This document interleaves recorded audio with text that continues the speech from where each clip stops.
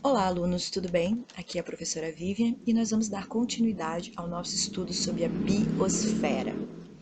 No início do ano, nós vimos que íamos estudar toda a biosfera e sabemos que a biosfera é composta por três esferas: a litosfera, a hidrosfera e a atmosfera.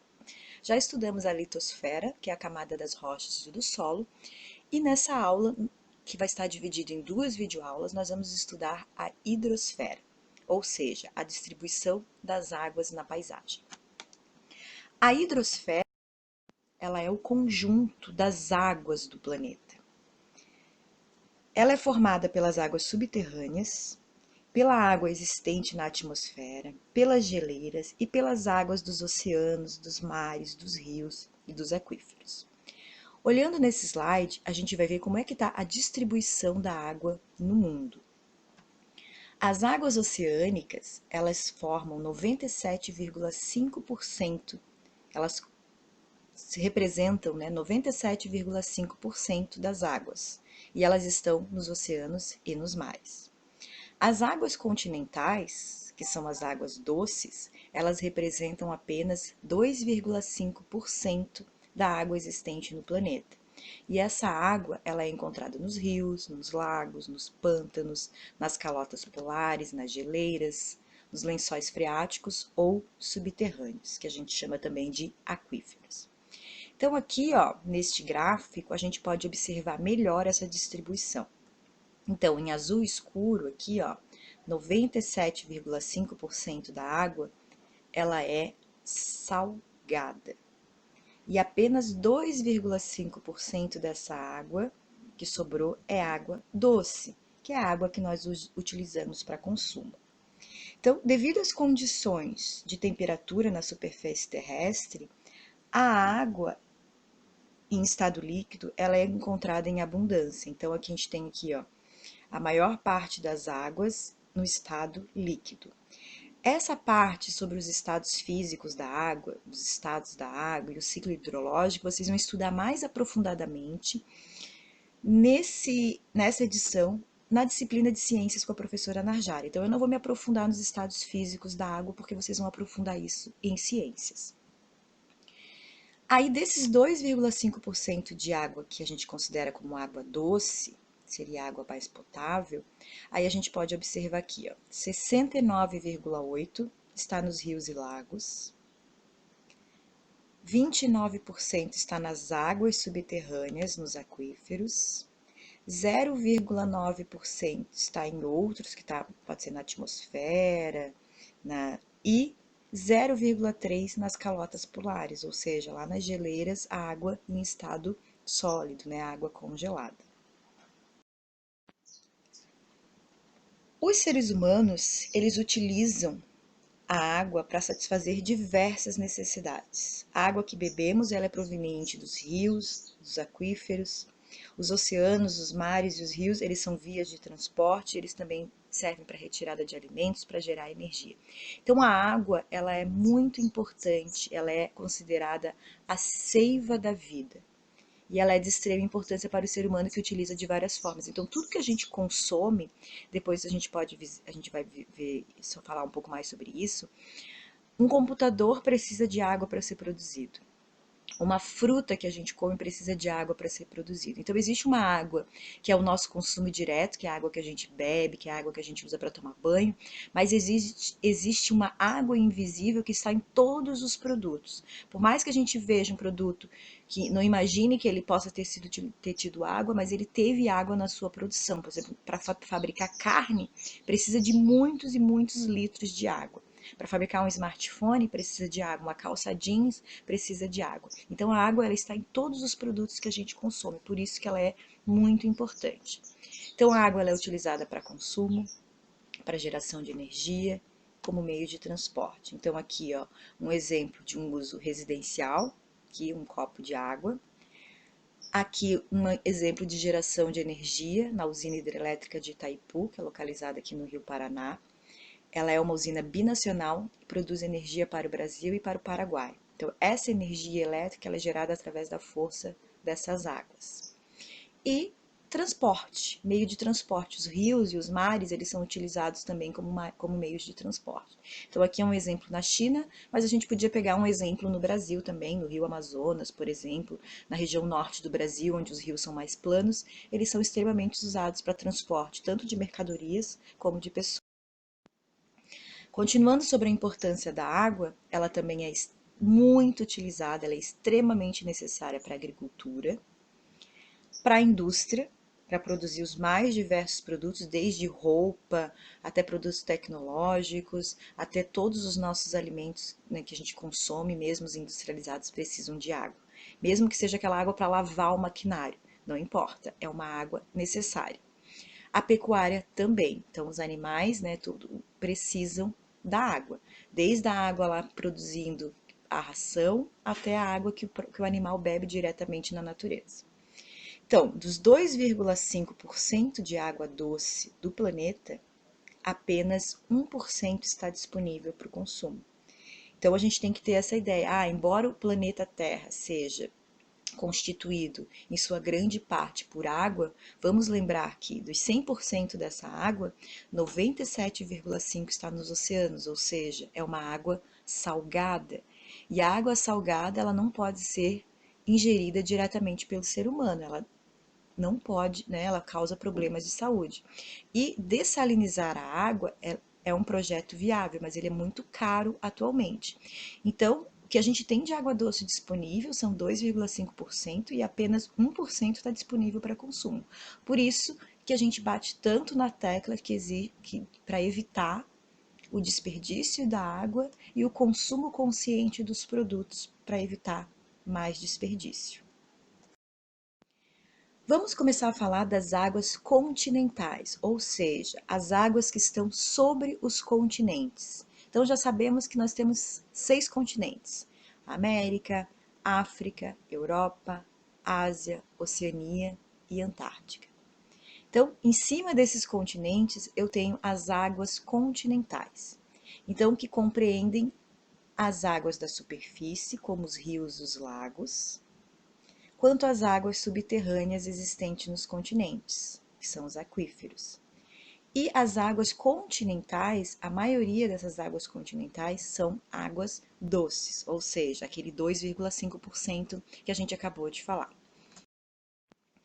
As águas continentais, vamos falar um pouco dos rios. Os rios, eles são muito importantes, né? Porque é dele que a gente retira a água, a maior parte da nossa água para o consumo, e a nossa energia elétrica aqui do sul do Brasil, ela é gerada através de hidrelétricas e através desses rios das águas continentais. Então, os rios são cursos de água doce que, partindo da sua nascente, onde é que é a nascente? Onde o rio nasce, onde o rio inicia. Correm seguindo a inclinação do relevo, né? Então, normalmente a nascente fica nas partes mais altas e o rio ele corre em direção às partes mais baixas do relevo. Posteriormente, eles vão desaguar ou num lago, ou em outro rio, ou num oceano. Os rios eles são formados por diferentes partes e cada uma delas tem características próprias e recebe um nome específico.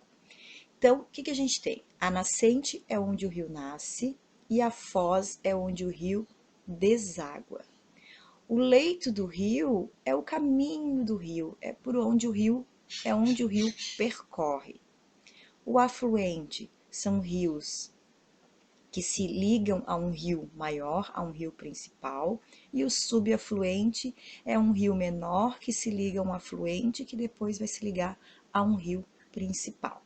Essas são as principais partes de um rio. Tem outras partes, mas nós não vamos nos aprofundar nisso agora, porque nós não temos muito tempo e como a gente não está no momento presencial, então não é ideal que a gente fique, né, colocando muitos conceitos para vocês. Então, o mais importante agora é saber o que é a nascente, o que é a foz, o que é um leito, o que é um afluente, o que é um subafluente.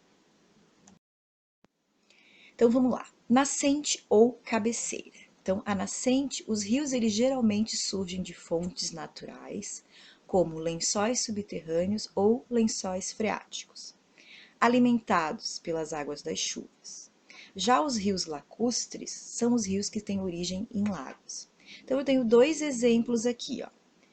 Rio Paraná, que é um exemplo de um rio que surge das águas subterrâneas. E o Nilo, que é um rio lacustre, que nasce no Lago Vitória. Então lembrem que o rio Nilo é o segundo maior rio do mundo, né? Atrás apenas do rio Amazonas.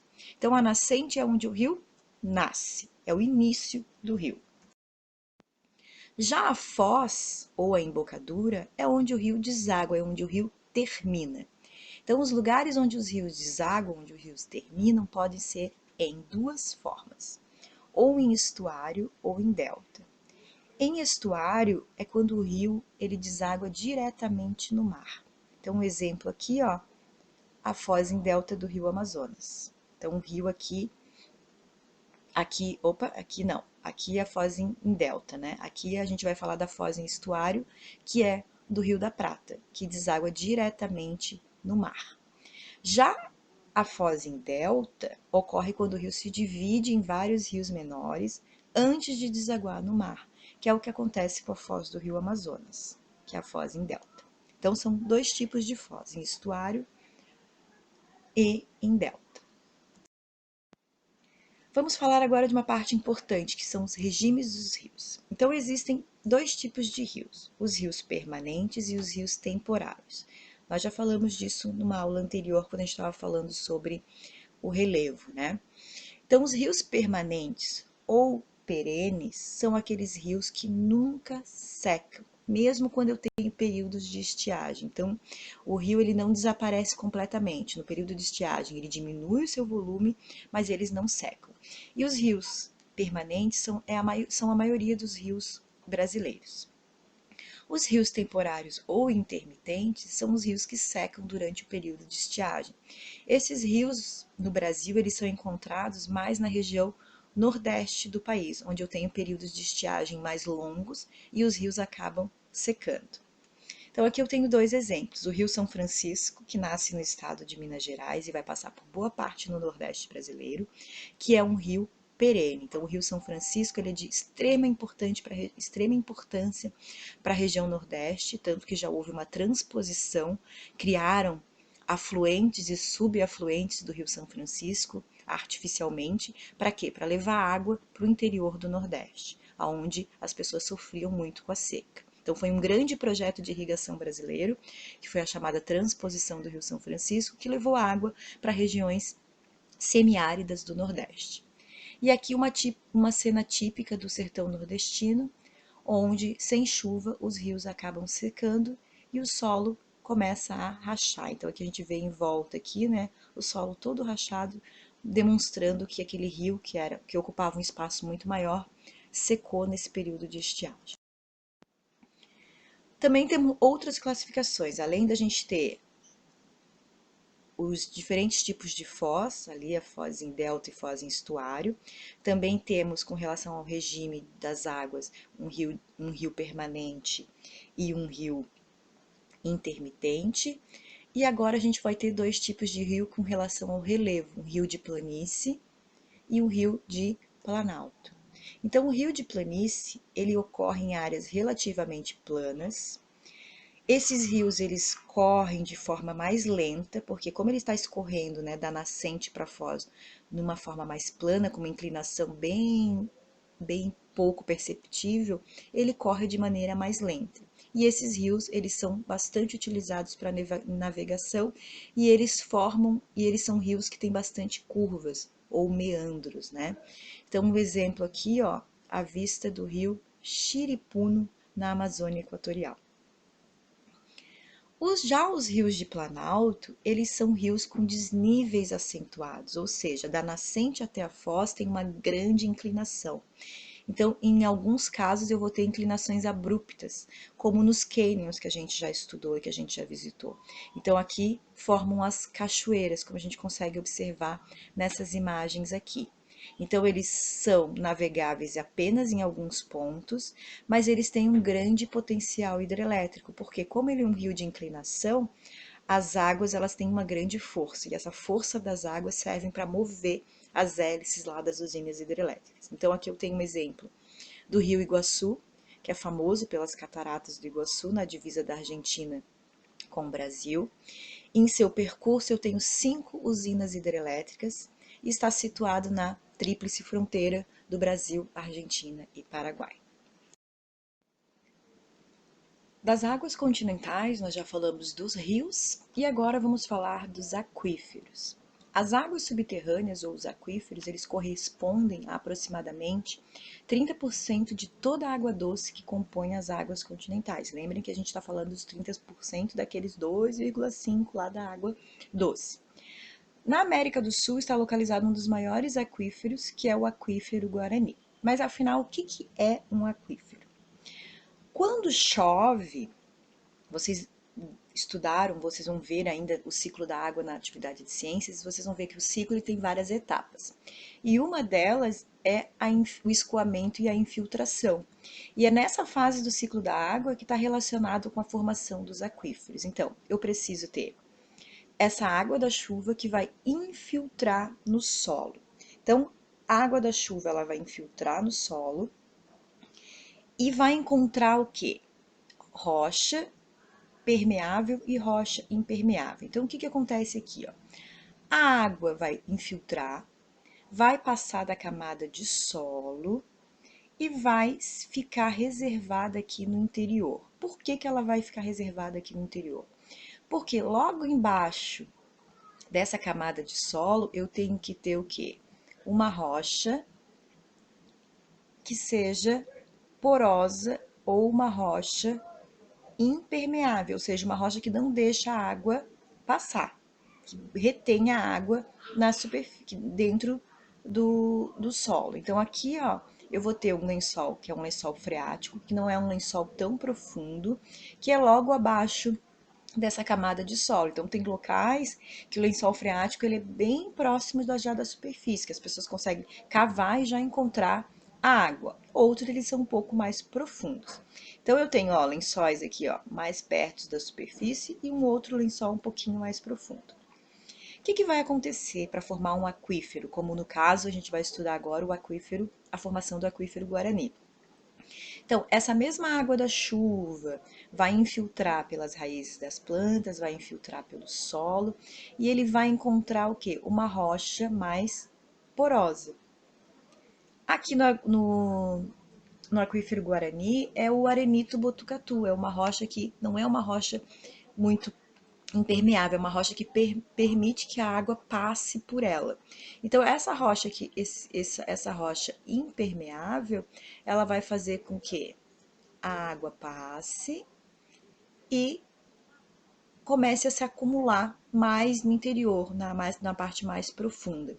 E logo abaixo, por que a água não continua infiltrando no solo? Porque abaixo aqui, ó, eu tenho uma rocha que é impermeável, ou seja, uma rocha que não permite que a água passe, que ela não é porosa.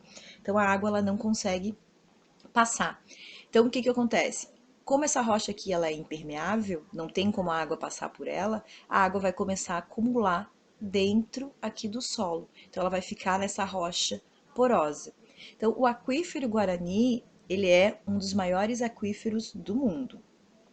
Ele está dividido aqui, ó, a gente vê no mapinha onde ele está. Então ele tem uma grande parte no Brasil, mas ele tem um pedaço dele que é no Uruguai, uma outra parte na Argentina e uma outra parte no Paraguai. Então ele está distribuído em 4 países.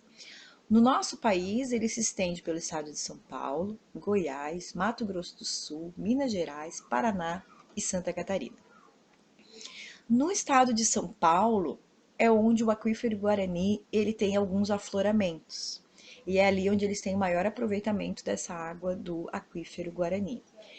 O problema é que retira-se muita água, então não tem que existir o quê? Um equilíbrio entre a retirada de água do aquífero, porque se eu começo a retirar mais água do que a água que infiltra, corre-se o risco da gente perder esse grande manancial de água potável, né, de água doce.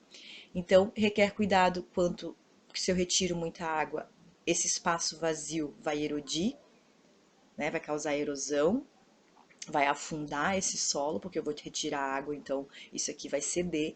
E também pela poluição, né? Então, se eu começo a jogar esgoto, a fossa, tudo isso pode começar a a poluir o aquífero. Então, o aquífero ele é uma grande riqueza natural para esses países, né, para esses 4 países, e ele tem que ser preservado. Então, qualquer retirada de água tem que ser bem pensada para não provocar uma erosão e uma degradação deste aquífero, que é o aquífero Guarani. Vamos falar então, para finalizar, sobre a poluição das águas. Então, a gente viu que a água na Terra, a água doce, a água potável, ela não é abundante. Então, existe uma escassez de água. Então, além da escassez natural da água, que a gente tem os períodos de seca e os períodos de chuva, a ação humana ela também contribui para a indisponibilidade de água devido à exploração e à utilização inadequada desses recursos, que pode ocorrer por meio de. Então, a gente acaba explorando demais a água, a gente pode acabar secando alguns mananciais.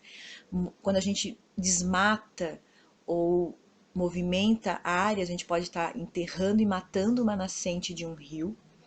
E também com o lançamento de esgotos domésticos, né? O esgoto na água, o que a gente pode fazer? Tornar um rio que antes era um rio potável, um rio que tinha uma disponibilidade de água para uso doméstico, para uso na agricultura, e aquele rio acaba se tornando um rio poluído, né? Um rio morto. Então, o lançamento de esgoto pode acabar tornando uma água que antes era potável numa água inconsumível.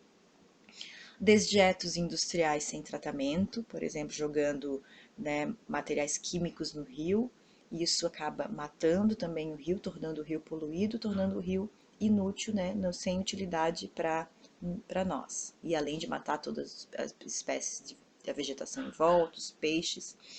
Uso de pesticidas e de fertilizantes químicos na agricultura também é um grande prejudicial para os rios. Então aqui eu tenho um exemplo de uma moradia inadequada, associada à falta de tratamento de esgoto, que são jogados diretamente nos rios.